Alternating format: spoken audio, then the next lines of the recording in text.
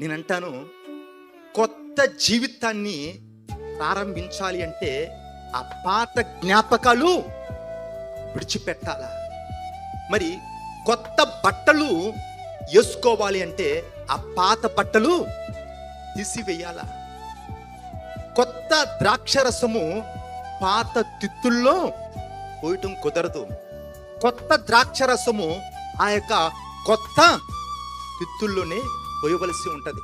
అదేవిధంగా ఈరోజు నీ జీవితంలో దేవుని యొక్క మహిమను నువ్వు చూడాలి అంటే, నీ జీవితంలో దేవుడు ఒక నూతన క్రియ చెయ్యాలి అంటే, దేవుని చేతిలో ఒక బలమైన ఆయుధముగా, బలవంతుడి చేతిలో ఒక బాణముగా నువ్వు వాడబడాలి అంటే, దేవుని యొక్క మంచితనమును, దేవుని యొక్క గొప్పతనమును అడుగడుగు నువ్వు అనుభవించాలి అంటే నీ యొక్క పాత జీవితాన్ని పాతేయాల.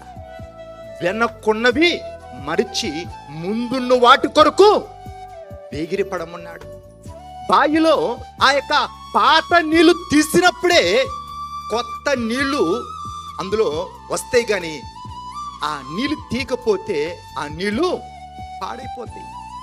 అందుకే పారే నీటిలో దోషము ఉండదు. కొత్త ఊపిరి నువ్వు పీల్చుకోవాలి అంటే ముందు పీల్చుకున్న ఊపిరి ఏం చేయాలా? విడిచిపెట్టాలా. శ్వాస లేకుండా నిమిషం మనం బ్రతకలేము. మరి శ్వాసను పీల్చుకోవాలి అంటే ముందు పీల్చుకున్నటువంటి ఆ యొక్క శ్వాసను నువ్వు విడిచిపెట్టాలా. ఈ విధంగా దేవుడు చెప్తున్నాడు, మునుపటి వాటిని జ్ఞాపకము చేసుకోబాకండి. గతం గురించి దేవుడు నిన్ను అడగడు. మన యొక్క గతాన్ని దేవుడు తన యొక్క వీపు వెనకాలేసుకుంటాడు.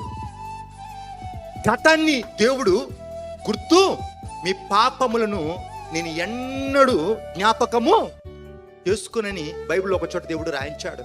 మరి ఎప్పుడు అంటే ముందు నువ్వు వాటిని విడిచిపెట్టినప్పుడు. మునుపటి వాటిని జ్ఞాపకము చేసుకోబాకండి, పూర్వకాలపు సంగతులను, ఎప్పుడో జరిగిపోయిన విషయాలు, అది ఏ పరిస్థితి అయినా, నమ్మక ద్రోహమే కావచ్చు, అన్యాయమే కావచ్చు, అవమానమే కావచ్చు, అపజయమే కావచ్చు, అది ఏదైనా కావచ్చు. నీ జీవితంలో